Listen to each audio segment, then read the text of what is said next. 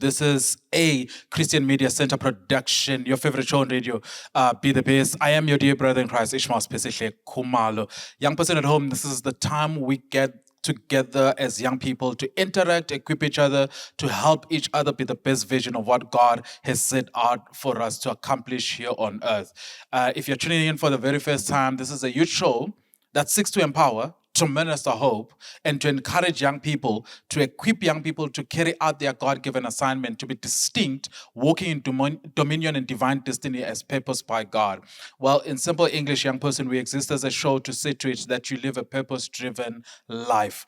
We want you to live by design and not by default. So thank you so much, young person, for tuning in. And we want to just take this time to encourage you, if you're listening to this show on EBIS2, would you just invite a friend to listen in with you?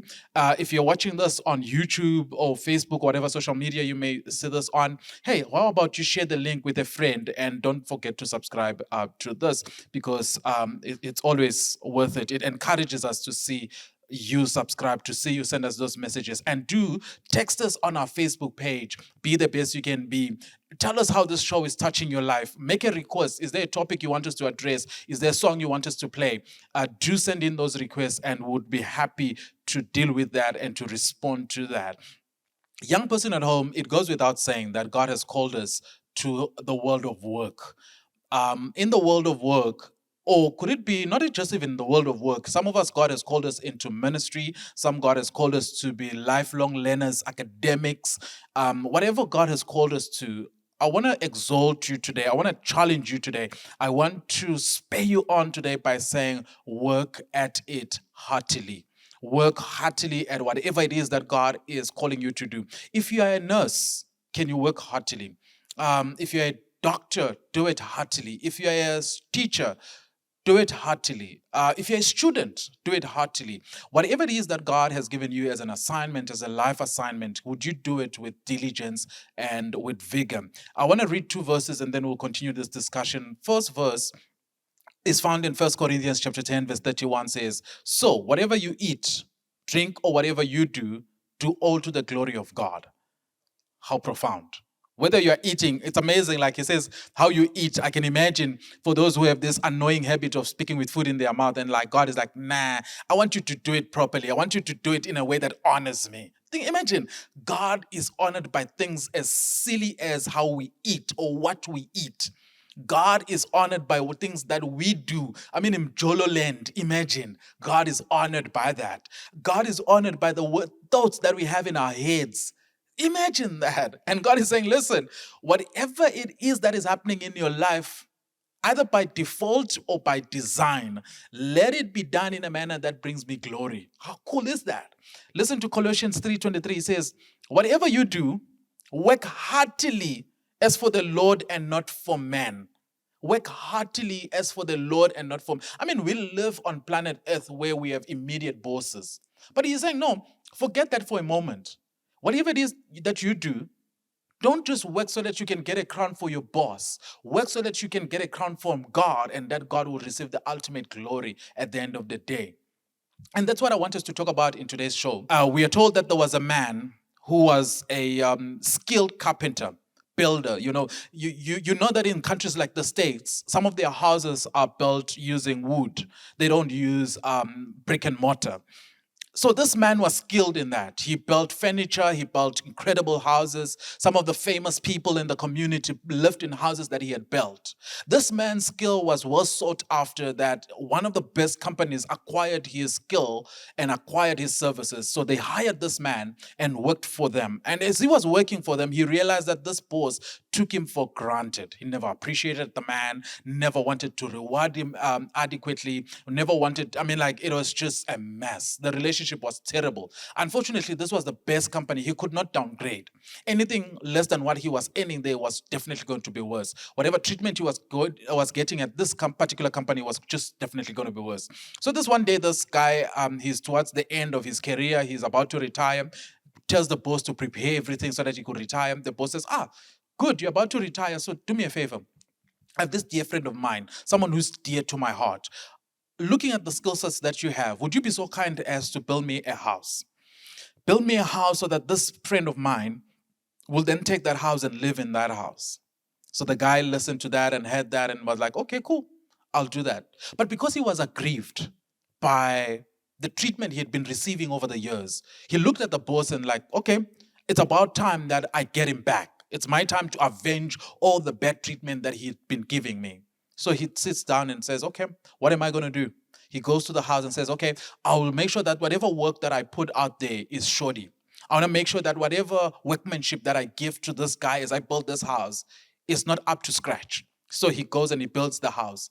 Where he's supposed to avoid leaks and whatnot, he doesn't avoid them. Where he's supposed to go an extra mile, maybe put 3 nails and whatnot, he says, no, I'm going to put 1 nail so that when the wind comes, it will blow the roof off. Where he's supposed to strengthen, he weakens. Where he's supposed to make sure that it's excellently done, there was no excellence in that. And this man was done with the house and comes to the boss and says, listen, here are your keys. Would you go ahead and give your house to the friend of yours that you talked about? And the boss looked at the guy, appreciated him, and said, I know I've never treated you well. I know that I've never given you the best that I was supposed to give. But listen, I thought that maybe as an olive branch of sorts, can I give you this house as a blessing and as a form of gratitude for all the work that you've done for me? Now imagine the shoddy work, the terrible house that he built is now being given to him as a form of gratitude and also a piecemeal between the two. I was wondering, young person at home, if you and I were to receive the work that we are producing from God as our inheritance, so to speak, what sort of work would we inherit? What sort of houses would we get? If the way you treat your customers in that business was what God was going to give back to you, what sort of treatment would you get back? If the way you treat the patients at your hospital, your clinic as a nurse is what you are going to get back, what would you get back really? As a student, the way you study, if God were to determine your results based on how you study, the diligence you put into your work, what sort of results would you get back? Now, I want us to then work heartily. Work as if we are working for God, because really we are working for God. And I have principles that I want us to use to guide whatever it is that we do. Number one principle is this: in whatever it is that we do, God is our ultimate master or boss. I was a teacher at some point in my life, and I remember I had an HOD who reported to the deputy principal, who reported to the principal, who reported to the owner. There's always bureaucracy. There's a report line that we have in whatever company that we work for. But I think reading the verses that we read, Colossians 3:23, changes my mind now to say, I'm not working for my immediate supervisor. I'm not working to get an immediate crown from the guy that I'm reporting to. Yes, I may report to this guy because he runs the company, but ultimately the person who's put me here is God. And the one person that I ought to please in whatever I do in this place, in this environment, is God. Here are reasons why you should change your mind and see God as your boss and not the man who hired you as the boss. One, the place where you are is a place of divine mission. It is a place of divine appointment. Okay, I don't mean to be harsh, but let's think about it for a moment. Not everybody has a job, right? And not everybody that wants to have a business has a business. But you and I are privileged in that we have jobs, we have businesses, we have places of ministry. Why do we have that? Ask yourself that question. I want to say that the reason we have the jobs that we have, the businesses that we have, the opportunities that we have is because of divine placement. We are on a divine mission. You are there to solve a problem that God has. You are there to make sure that you become an extension of God's arm in that community. You are there to be the mouthpiece of God. You are there to be a vessel that God can use to accomplish his purposes. So if God brought you to be the teacher, to be the nurse, to be the student, to be the business person in that environment, he brought you there for the sole purpose of accomplishing his purposes. Why do our kings, why do our presidents, why do all the people that lead our countries, our businesses appoint people. They appoint people because they want to accomplish certain things. I have a funny story. I won't tell you. I was working for this particular company at some point in my life, and this person, the employees wanted a pay raise. Okay, so they go to the boss and be like, "Hey, listen, we are working hard. The numbers are improving. We have the spreadsheet. Listen, we want a pay raise." And the person looks at them and says, "The percentage that you are giving me, you want me to make you millionaires. Remember that you are here to make me a millionaire, not that I am here to make you millionaires." That opened my mind to say that whatever position people give us, they don't give us those positions because they feel that we are good or they want to make us better. No, they're not trying to make us better. They're trying to make themselves better. Similarly, God has placed us in positions and given us opportunities because He wants His kingdom. He wants His purposes to be the things that we pursue and attain. So don't go into a workplace and say, "No, I'm just here because I'm smart." Yeah, dude, if it was about being smart, then there are smarter doctors that are out there that could have had your job. There are smarter nurses, smarter teachers, there are smarter business people that are out there that could have had your job. But you had the job. Do you know why? Because God deemed it fit that you be there because He thinks He can use you better. So you are there on a divine mission. Not only are you there on a divine mission, but also do remember that He is our master because He is the one who gives us the ability to make wealth. Deuteronomy chapter 8, verse 18. He's the one who gives us the ability to make wealth. I know a lot of you guys are then going to say, "No, but come on, Ishmael. Come on, dude. I'm smart. Do you know the idea that I have? Do you know how I started this business? It's because I'm smart, man. No one could think of this idea." Sure, no one could think of that idea. But have you thought who gave you the brains that thought of that idea?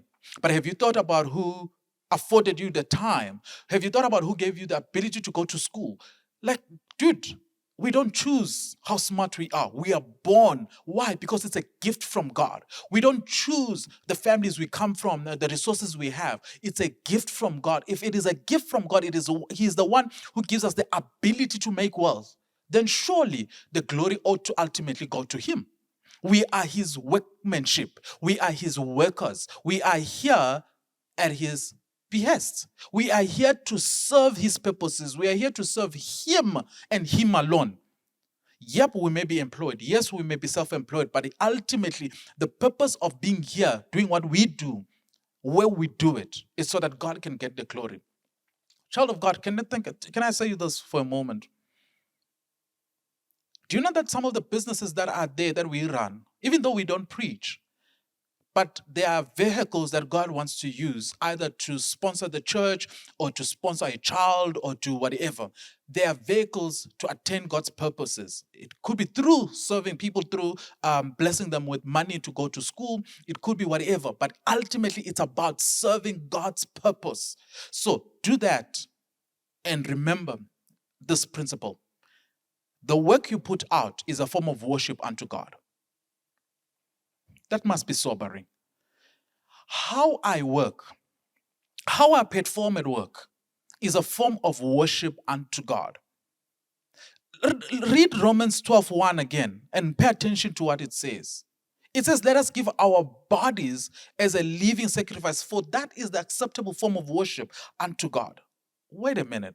Give our bodies as a living sacrifice. So if I give my body as a living sacrifice, if something is given as a sacrifice, it means that that person stops from doing whatever it is that it was doing. It leaves a place to then go serve at the behest of the other person that it is being given to as a sacrifice.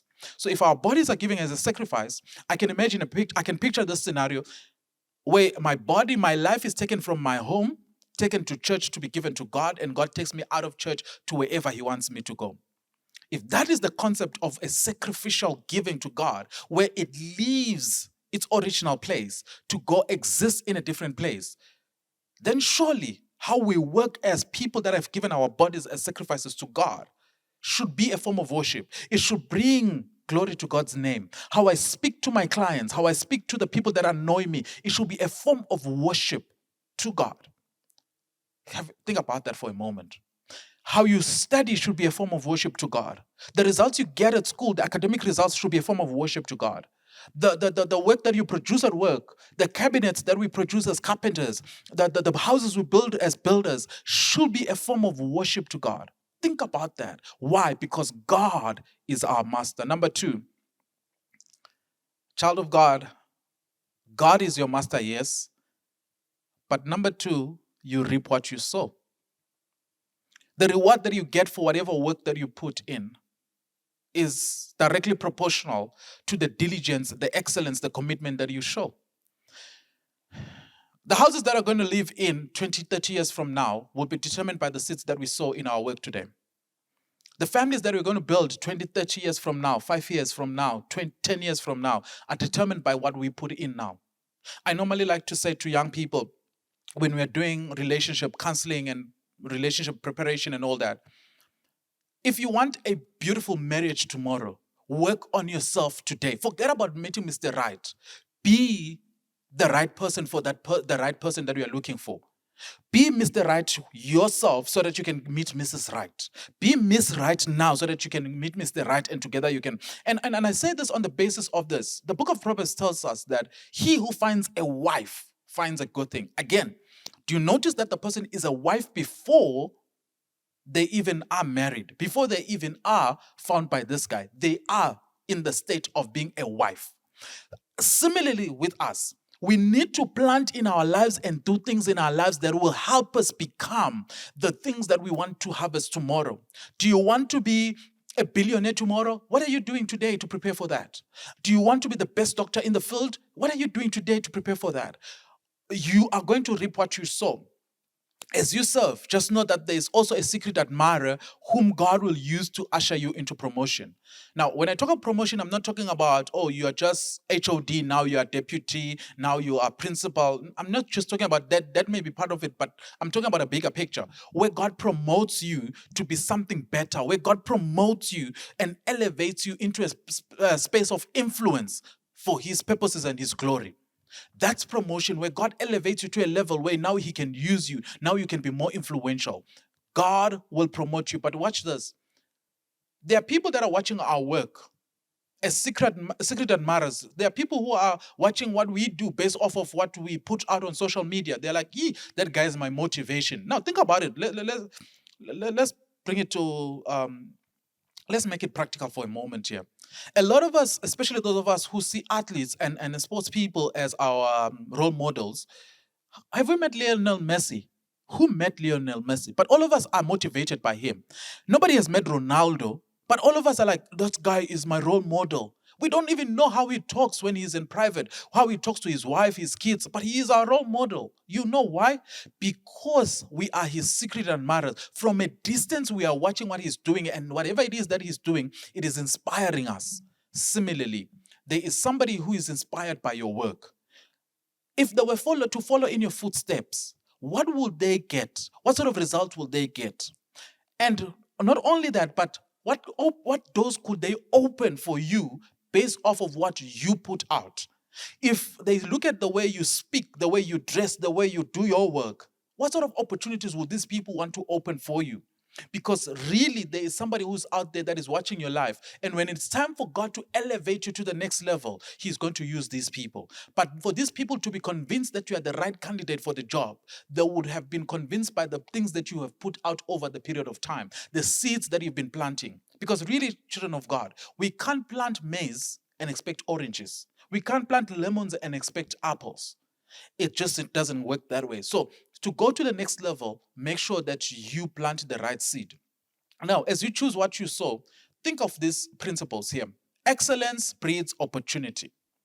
Excellence breeds opportunity. Proverbs 22 verse 29 says, do you see any truly competent workers? They will serve kings rather than working for ordinary people. They will serve kings. In other words, if somebody is skillful, they will serve influential people. Not just kings in the sense of monarchy, but kings in the sense of people that have influence in society. People who detect and determine how society behaves and moves and what society does. You are going to serve those people that are influential in your community. Why? Because of how skilled you are. Now, we live in a world where our world is awash with information. You can determine how skilled you become in whatever field. I mean, we have Facebook, we can learn. There are people now putting out videos or whatever. There's YouTube where people put out teachings on what skills we can acquire. We can always get information from people, and we can make ourselves more skilled, better in whatever it is. We can become better teachers off of learning from other people. So there is no limit, there is no ceiling in terms of how far you can go as far as your skill is concerned. But watch this. If you are hungry for knowledge, hungry to be skilled, then that hunger and that excellence, guess what it does? It will open opportunities for you. It is your excellence that will open opportunities. I know we live in a world where a lot of you guys are like, no, my cousin works for the army, and I know so and so and so and so is going to open doors for me. Unfortunately, guys, it's tragic to think in those to have those sort of thoughts where you think man will open opportunities for you. Let your excellence be the thing that opens doors for you, because the Bible will then say, those who put their trust in man, they are cursed. Let's not attract a curse by believing that because my cousin is a supervisor at company X, he will then give me the opportunities. No, be excellent in what you do. Be excellent in, if you're a cleaner, clean with diligence. Be excellent in your cleaning. Don't just be say, I'm just a cleaner now, but my aspiration is to be a CEO. When you get to be a CEO, there'll be no diligence. So be diligent now so that God can open doors for you, so that you can be excellent in what you do, so that you can be better and get that elevation. Laziness and unwillingness to do work, calling off work, showing up late, leaving early, doing the bare minimum required for a Christian, this is like salt losing its saltiness. We can't be Christians and be lazy. We can't be Christians and be unwilling to work. We cannot still call ourselves Christians and still call off work. We are always calling in sick. We cannot be Christians and we are always late for work, or we are leaving early. Like some people who work in certain institutions, they come in the morning, they clock in, they leave their clock on jackets on the seats, and they walk away. The rest of the day, they are not there to service people. We can't be like that and call ourselves Christians. We've lost our saltiness by doing that. This other principle that we see as we look at things to sow is that ethics breed credibility. Be an ethical person. Your ethics in the workplace, in the public square, in the home should be consistent with your faith. That even if someone would want to slander you, they wouldn't have a leg to stand on. Let us be people who, for example, we don't entertain gossip. Let us not be people who don't just go out slandering people for no apparent reason. Let us not be people who, you're a Christian, you stand before people on Sunday, but during the week you are conducting carpet interviews. That's unethical. It's not just only unbiblical, but it's also unethical. Let us be people who live by our ethics. I was listening to a story of a guy who was a top earner in a particular company. Like, part of maybe the 10% top earners in the world. And he was working for this company, and as he was working for this company, they asked them as executives to manipulate the numbers in their financial statements so that it will influence the stock trade and whatnot. And he refused. And because he refused, then they promised that they will not give him a bonus at the end of the year or whatever, but there will be financial consequences. He decided that no, because you are asking me to do something that is unethical, I'd rather resign. As a young person, would you rather resign from whatever position if people were to ask you to be unethical? Here comes the boss and says, hey, listen, I'm thinking of Potiphar's wife and Joseph. Here comes the boss's wife. Listen, if you want a promotion in this company, hey, let's conduct a carpet interview. Is that something we would want to do? And a person who is ethical will say, I'd rather lose the opportunity than do something that is unethical. So I want us as young people to know that, to say, listen, we want our ethics, the way we behave, to be consistent with our faith. We don't want to be Christians on Sundays, but when it comes to the rest of the week at work, we are something else. Let us be Christians through and through. I want us to maybe briefly, before we go, to talk about how to approach work as worship. How to approach work as worship. Number one, work according to your divine design. All of us have been given uniqueness, diversity, and gifts by God. We are unique. Let us know what God has put inside. There is something called shape, spiritual gifts, your heart, your abilities, your personality, and experiences. You work in accordance with your spiritual gifts. You know, it's tragic that we live in a time where there's a lot of competition. We are trying to be people we are not. There are people that God has called to be teachers, but because we live in a prophetic era, a lot of people want to be prophets. We find that there are people who God has called to be employees and they want to be business owners. Let's work in accordance with our spiritual giftings. Let's work in line with our heart. What is our heart's desire? Let's work in line with our abilities. What is my training? What am I passionate about? What is my personality? You can't, for example, say, listen, I'm an introvert, but I want to be a salesperson. You are not going to get sales. It's very rare because you'll be required to convince me to speak, to talk, to be in my face. Your personality doesn't allow you to be a sales rep. Maybe you need to work in something else that you'll be passionate about. Your experiences. I normally like to say to people, your experiences, good or bad, are preparing you for what God has in store for you. They are preparing you for a better future, a better tomorrow. They are preparing you for a blessing that God has for you. So work according to your divine destiny. God providentially works in your circumstances, your experiences, both good and bad, both the things that were done to us and the things that we have done that shape our lives. So instead of asking, why me? Maybe we should ask, how does God want to use this? Because God has a purpose. All right. Number 2, pursue that which is beneficial. As you start businesses, how are they going to benefit the community? As you work in whatever it is that you do, how does it affect the people around you?